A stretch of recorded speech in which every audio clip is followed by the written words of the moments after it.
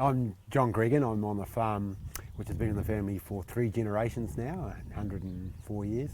My grandfather came here and went sheep farming along with my father, and then about 11 years ago we converted to dairy farming.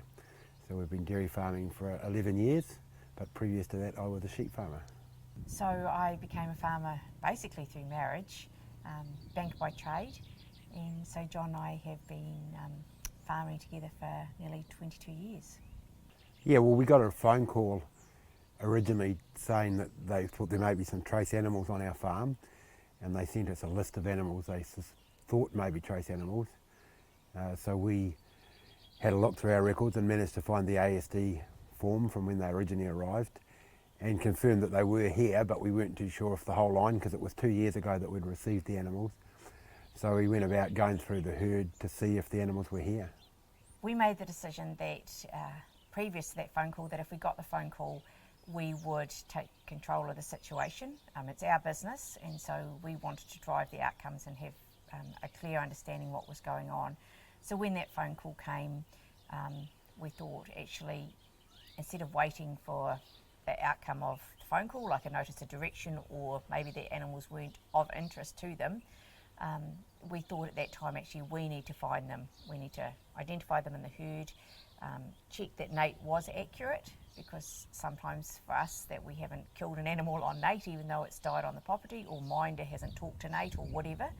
So and that's what between the first phone call and then when we had a visit from the ICP manager, or the incident control point manager, who is our case manager as such, we took that time to actually understand what the situation we were in.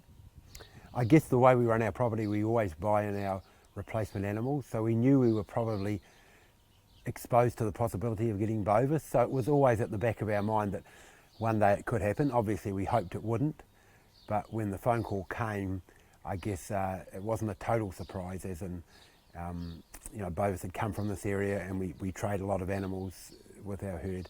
So disappointed, but we thought, well, let's get on with it and let's sort it.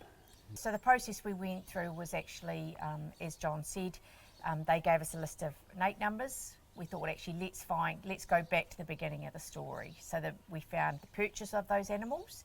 I think the list we originally got was 37 animals. We worked out that we'd actually bought 40 at that time, but there were 37 of that particular birth ID. We found the purchase in Minder, and then we worked through that actually there was X amount still alive. But also often, your records will tell you something, but physically it might be a different story. So at that stage we decided, well, this is a good opportunity to ensure that all our records are correct. So we went out to the shed with the wands and we scanned all the ear tags of our herd. So, and that actually identified, I'm not sure how many were actually missing their EID tags, because they do fall out. So we addressed that issue and we tagged them and update their records. But then we identified actually there were 2 that were on our records that supposedly weren't alive, and so then we went back through notebooks, etc., and found those animals and could prove that actually they weren't. Those trace animals were no longer in existence. We have contract milkers, and all of a sudden, that phone call puts not just John and I livelihood at stake, it does put their livelihood not at stake, but it questions it. So by Navi and Alan and Pete and Rachel becoming part of the process, we all sat down, we went through records and we all sat down together. It gave them a sense of control, so they actually understood what was going on and what we were doing, so that it wasn't, I suppose we wanted to take some of that scary factor out for them, and so they had really good understanding of the situation we were in. One of the things we knew that as part of having trace animals on the property, they always test they blood test your herd, and so we knew, we were advised that there's a 3-week wait between when the last trace animal leaves the property to when they can blood test our herd. So that was one factor we identified, that if we actually found those trace animals, so we actually found them and marked them up and they were in a paddock, we knew the sooner they got off the property, the sooner they could blood test, which was the follow-on effect, was the sooner that if there was no, and which happened, that, there was no sign of bovis in the herd, they could test the animals, and, consequently, the nod was lifted very timely for us. So, I really believe there was real benefit for our business by, taking control of the situation. There were a couple of hiccups. I mean, when they first put the nod on, we were right into calving, and we weren't able to take our bobby calves off the farm. And of course, when you're getting a lot of bobby calves, it's really stressful. There's a lot in the shed, and we're trying to look after them, keep them as well as possible. So Fiona, who was our IPC manager, was really good, and she got that organised.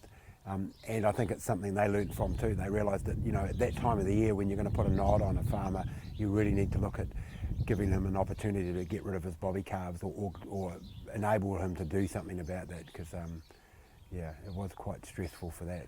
But look, our IPC manager was very good. So I'm involved in the DairyNZ Beef and Lamb Compensation Assistance Team. So probably, our team had a little bit of inside knowledge about how the process worked. So my role really is assisting farmers preparing their compensation claims, following an exercise of power. So if a farmer was in our situation, when those trace animals went, they were valued, and there was a claim for us, the difference between the value of those animals and the meat value we received.